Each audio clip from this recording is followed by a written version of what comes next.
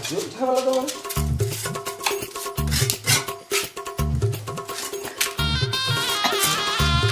ওখানে ইট দে।